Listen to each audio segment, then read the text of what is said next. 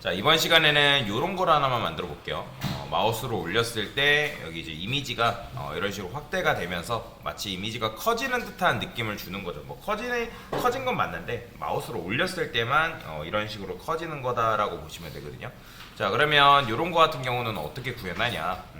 자, 여기다가 전 div 하나 쓸 거고, 자, 이미지 같은 경우는 여러분들 저번에도 말씀드린 것처럼 아무런 이미지나 가져오세요.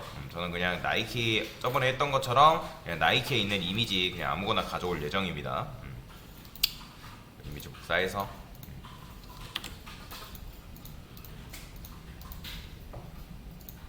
이렇게 자, 이미지를 가져왔고요.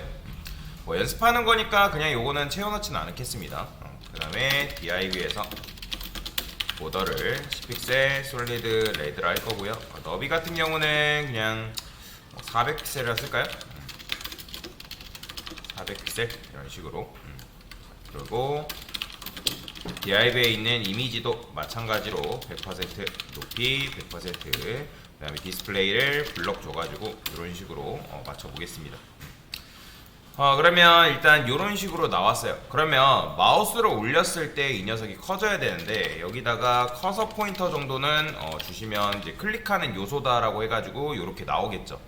그러면 여기다가 div한테 호버 했을 때 그의 자식인 이미지가 어쨌든 커져야 되는 거잖아요. 그러면 이거를 너비로 조정하냐? 아니에요. 뭐가 있냐면 트랜스폼이라는 속성이 있는데, 이 트랜스폼에는 스케일이라는 속성이 있습니다.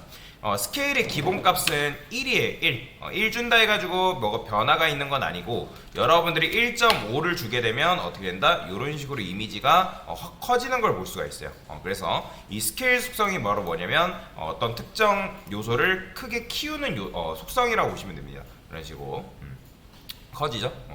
자, 근데 이렇게 하면 너무 바로바로 커지잖아요. 그래서 트랜지션을 여기다가 부여할 건데, 트랜지션 트랜스폼 자체를 저는 시간을 부여할 겁니다. .os 이런 식으로. 그러면 이런 식으로 5초, 0.5초 동안 이렇게 이제 커지는 거예요. 이런 식으로. 왜냐면 바로바로 커지는 것보다 트랜지션을 줘가지고 마치 애니메이션처럼 이렇게 디자인을 부여할 수 있다라는 거죠. 근데 여러분들이 이런 식으로 하게 되면 커지긴 하지만 지금 어때요? 이 박스가 있는데 박스를 벗어난 거죠. 지금 구조를 확인해 보면 여러분들이 박스를 이런 식으로 만들었는데, 이미지가 원래는 해당 이미지가 요만했는데 얘가 스케일이 부여가 되면서 이런 식으로 커져가지고 어떻게 되는 거예요? 박스를 벗어나 버리는 거예요. 근데 이런 식으로 하게 되면 어때요? 자, 얘 같은 경우는 마치 박스 안쪽에서 이미지가 커지는 듯한 효과를 줄 수가 있죠. 그러면 지금 뭐가 발생한 거냐면 오버플로우가 발생한 거다라고 보시면 돼요. 뭘 넘친 거예요? 이 div를 이미지가 넘쳐버린 거죠. 그래서 여기다가 여러분들이 오버플로우를 히든을 주게 되면 어떻게 되냐면 이미지 바깥쪽에 잘려진 이 부분 있죠.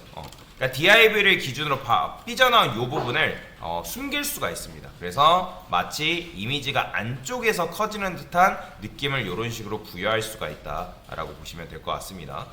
그리고 저번에도 말씀드렸지만 트랜지션 자체를 여기다 주면 안 되냐라고 하시는 분들 계신데, 자, 여러분들이 여기다 줄 수는 있어요. 근데 마우스를 올렸을 때 이렇게 했을 때는 크게 변화가 없는 것 같지만 마우스를 떼는 순간 이렇게 갑자기 줄어들어 버린단 말이에요. 그죠?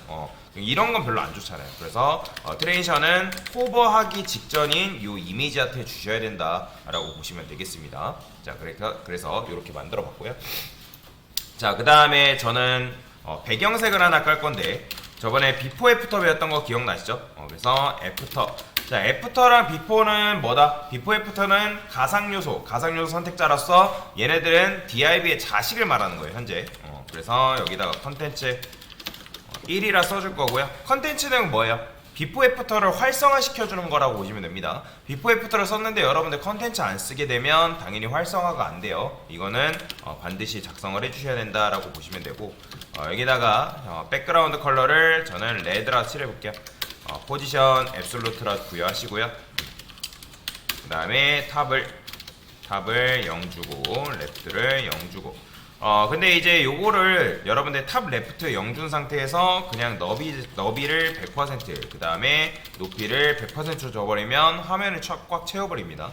탑 레프트 00 아니면 탑 레프트 바텀 라이트 00 이런 식으로 줘도 되고, 아니면 3레프트를 0 주고 너비 높이를 100% 줘도 이런 식으로 화면을 꽉 채운다. 근데 얘가 어디에 갇혀 있어야 돼요? DIB 안에 갇혀 있어야 되니까 포지션을 렐라티브를 DIB한테 주어야겠죠. 그래서 이런 식으로 만들어지는 걸 볼 수가 있고요. 자, 그 다음에 저는 RGBA 줘가지고 0, 0, 0, 그러면 이렇게 쓰게 되면 이건 뭐죠? 블랙이죠. 근데 1이라 쓰게 되면 이건 뭐예요? 완전 이제 불투명이잖아요. 그래서 0.3 정도 줘가지고 반투명이 돼. 그러니까 조금 투명하게끔 만들어주고. 자, 그 다음에 얘도 마찬가지로 나오지 않게끔 만들 건데 제가 논과 블럭은 애니메이션을 안 먹는다 했습니다. 그래서 저는 여기다가 오퍼시티를 0을 줄 거예요. 0.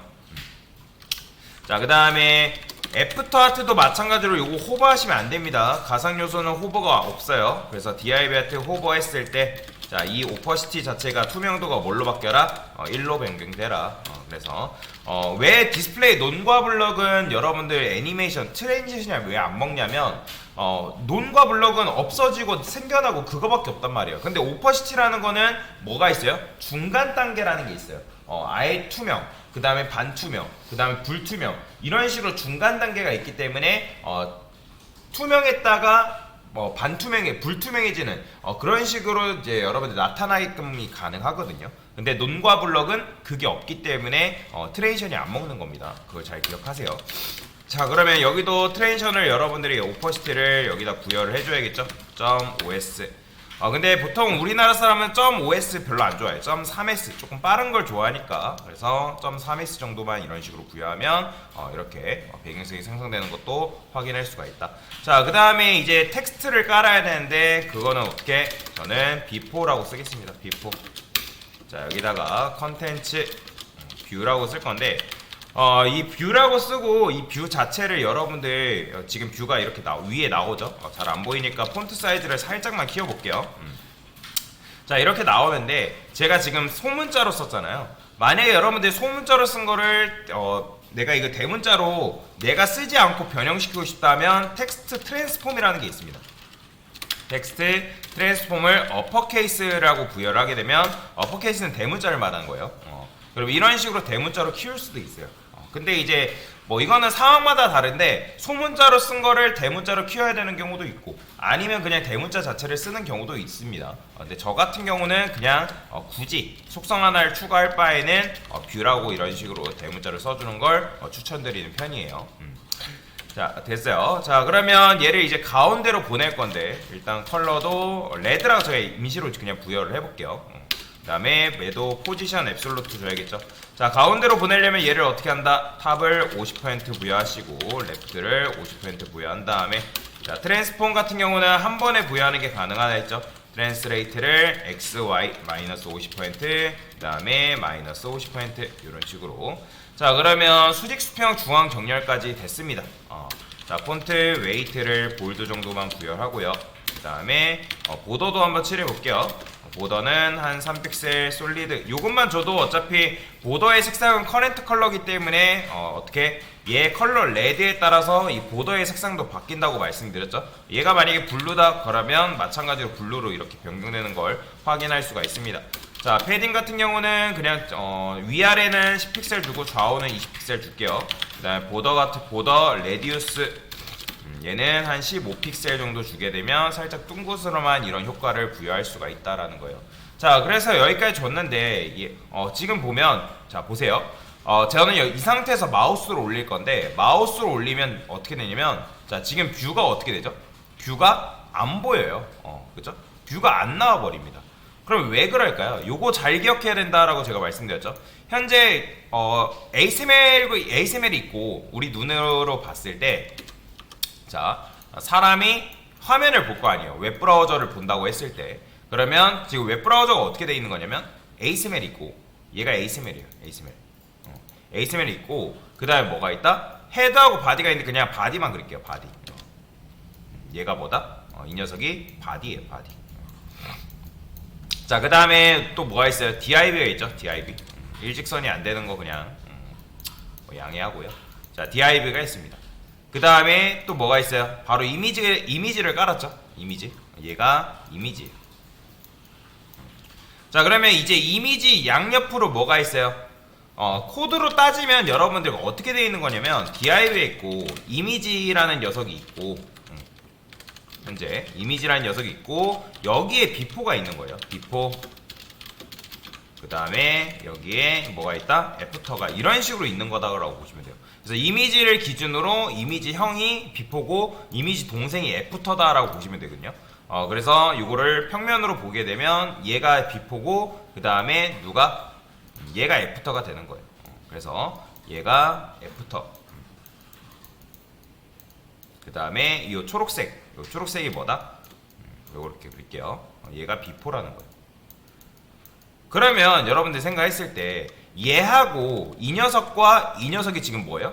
포지션 앱솔루트잖아요. 근데 이미지는 포지션 앱솔루트인가요?